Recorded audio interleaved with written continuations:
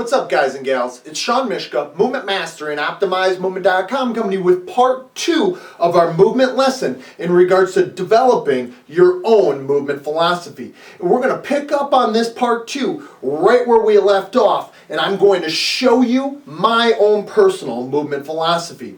For those of you who've actually followed any of my work in the past, I doubt that anything on this list behind me is actually going to come as a surprise to you. First things first, before we go any further, I want to remind you as to what my objective is, because I believe that that sets the precedence and the foundation for everything else that you're going to discuss in your own personal movement philosophy. Remember that my objective is based on the words of Natalia Verkhoshansky when she said that sport is the art of movement, and the purpose of our work then is the perfection of that movement. Thus, my personal objective with my movement philosophy is to optimize the display of movement for the athlete when and where it counts in sport. And of course, this serves as the foundation for my entire movement philosophy, but it only tells you so much. So let's expand a little bit here.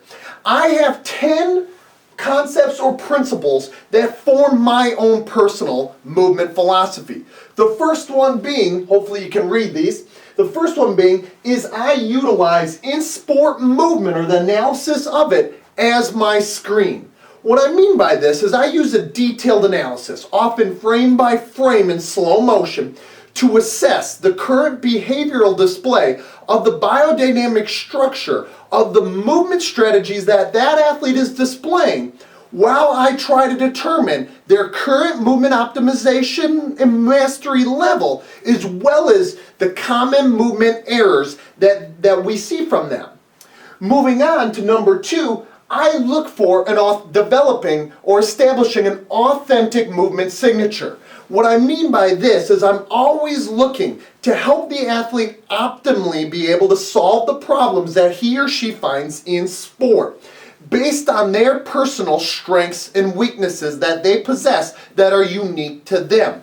What I know and believe is that no technical execution of any movement pattern and skill is going to be optimal for all. Okay, so there isn't a one-size-fits-all model for technical movement execution, and so I must chase optimization and mastery for that individual athlete based on who he or she is. Moving on then to number 3, I look for establishing movement ownership in virtuosity. What I mean is I'm looking to give athletes the key to the car, so to say. You guys have heard me talk about this before. I want them to have full control and understanding of movement in the ever-changing conditions of sport.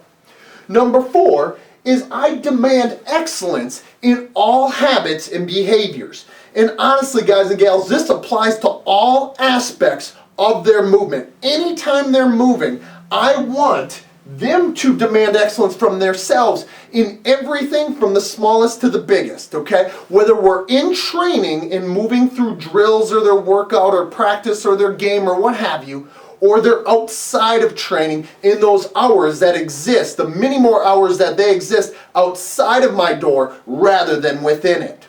Number 5 essentially piggybacks off of number 4, in that we're always looking or demanding deliberate attention and attention to details. Now we're looking to change the technical execution of movement, and in order to increase movement optimization, the athlete must understand that the little things are really the big things. We need full focus and intention at all times on doing a lot of the little things exceptionally well and better than our peers. Number 6 is we're looking for software, hardware, and sensory integration. The software being the nervous system and the plasticity of the brain.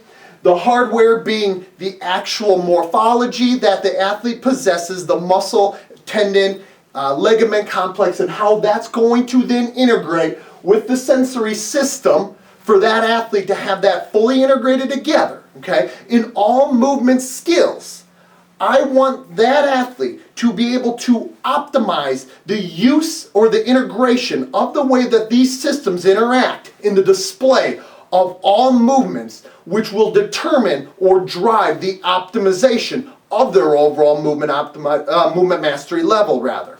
Okay? Number 7 here is we look to, or I believe in looking to, a part-to-whole motor learning process that you guys have heard me talk about in the past.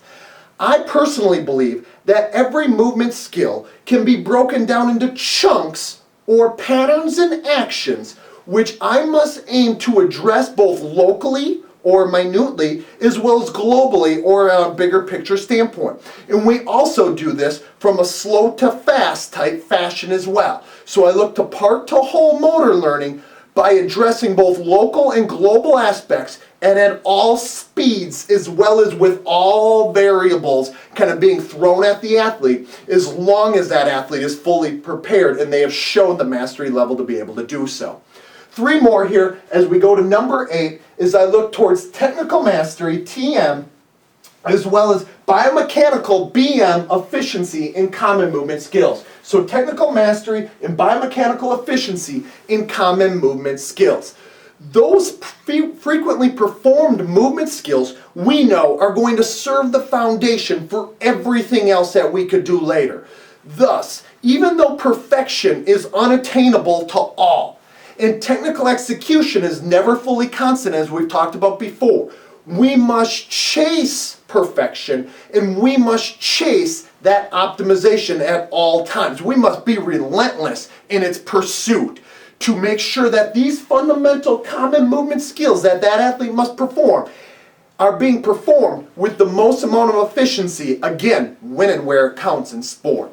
2 more now. Number 9 being that we're going to match the physical preparedness qualities to support movement. Okay? I always look to attain or optimize the strength qualities, the general motor abilities, and the ideas of physical preparedness, but only in ways which can be used to support the improvement of sport movement mastery. Okay, we're not going to look to gain strength or general motor abilities or physical preparedness unless it's actually usable on the field, on the court, on the track, or wherever that athlete may play their sport. Finally, we've come to number 10, my 10th principle of my movement philosophy, and this is possibly the most important, is I want to be a teacher before I'm a coach, or always be looked at as a teacher over a coach. Really what I'm saying here is I want to work with the athlete so they learn what, why, and hows of movement so that their ownership increases and they're fully prepared to optimize their own personal display of movement in the sporting environment. And I believe that if I do all these 10 principles of my movement philosophy and I always hold them near and dear to my heart with everything that I do for my athlete, I'm going to take him or her one step closer to movement mastery.